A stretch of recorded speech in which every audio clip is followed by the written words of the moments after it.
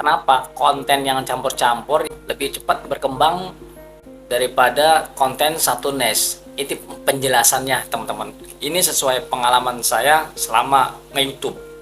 Assalamualaikum warahmatullahi wabarakatuh. Kembali lagi bersama saya di channel saya ini, channel Hasim Tutorial, membahas semua per-YouTuban buat para pemula.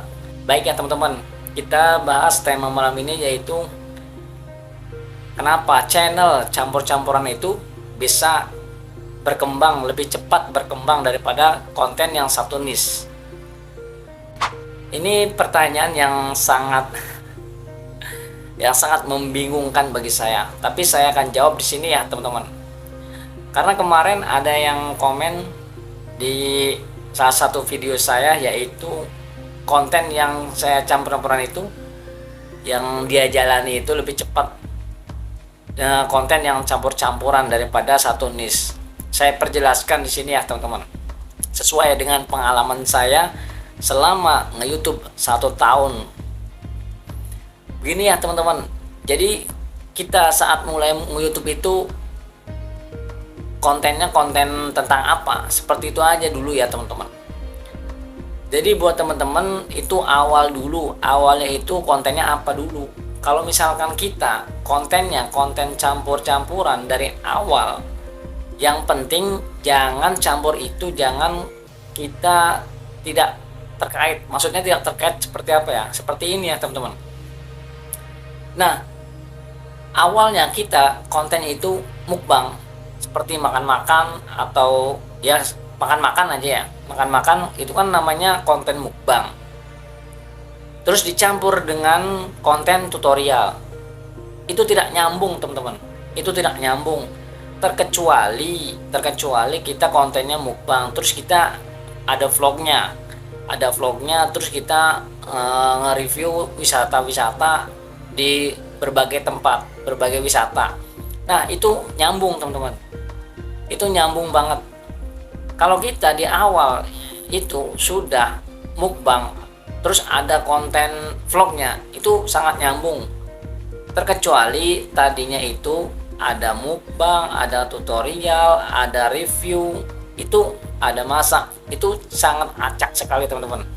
Jadi sistem algoritma itu tidak sejajar gitu ya, tidak sejajar untuk menerapkan data kita. Tidak bisa menerapkan data kita karena data kita itu ya, kalau misalkan kita baru terjun di YouTube ini, kita sebagai orang biasa itu sangat bingung sekali teman-teman untuk mendata data kita, data kontennya gitu tentang apa, kategori. Jelasnya itu kategori teman-teman. Jelasnya itu kategori itu menentukan niche konten kita. Jadi buat teman-teman, kalau misalkan konten yang campur-campur itu lebih berkembang, itu awalnya dulu. Kalau misalkan awalnya itu tentang mukbang terus ngevlog, itu nyambung teman-teman, itu jelas berkembang. Setahun kemudian itu pasti berkembang, setahun ke depan berkembang teman-teman, emang itu jelas. Tapi kalau misalkan ada tutorial atau review atau unboxing, itu tidak masuk teman-teman. Itu yang bikin tersendat. Itu yang bikin tersendat konten kita itu terlambat untuk berkembang. Karena apa? Ya karena data kita itu bingung. Mesin YouTube itu bingung untuk mendata data kita. Data kita itu kontennya tentang apa, kategorinya apa. Itu bingung teman-teman. Biasanya kalau misalkan konten campur-campur itu berkembang, itu biasanya awalnya dulu. Awalnya itu kalau mukbang, ngevlog itu bisa berkembang. Vlogger. Kalau misalkan ada campuran kontennya itu tutorial atau unboxing, itu tidak nyambung teman-teman. Itu pasti lama banget berkembangnya. Atau kita foto-foto ngevlog terus ada konten alur filmnya sedikit, itu sangat nyambung. Karena nyambungnya apa? Itu kontennya itu seperti kalau dicampurin kalau salah satu vlognya pasti di luar. Mukbang itu pasti kan campur mencari wisata atau mencari kuliner. kita tentunya itu pasti keluar ngevlog gitu mbak, itu namanya teman-teman. Itu pasti namanya ngevlog, intinya itu ngevlog, terus nge-review makanan, terus nge-review wisata, itu jelas nyambung teman-teman. Kalau misalkan ada konten tutorial lagi di dalam videonya itu, di dalam kontennya dia, itu tidak nyambung teman-teman. Itu saya jamin tidak nyambung 100%, lama berkembangnya. Lah kenapa saya bisa ngomong seperti ini? Karena saya sudah pengalaman di sini ya teman-teman. Saya awalnya itu kontennya itu apa teman-teman? Upload video anak saya. Terus awalnya itu ya tidak tahu ya, namanya kita itu baru mulai nge-YouTube itu tidak tahu yang namanya kategori, yang namanya niche itu tidak tahu teman-teman. Asal upload foto anak saya, dibikin animasi, dibikin segala macam ya teman-teman ya, diupload ke YouTube.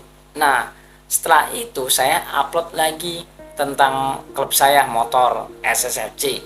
Terus lagi saya itu upload lagi, berpikir kayak gini, kok kayak gini ya, lama berkembangnya campur. Nah saya ada ide untuk menentukan niche saya sampai sekarang, yaitu tutorial per YouTuber. Jelas itu pasti lama berkembang. Sok kalau nggak percaya cek channel yang lama berkembang, yang lama berkembangnya.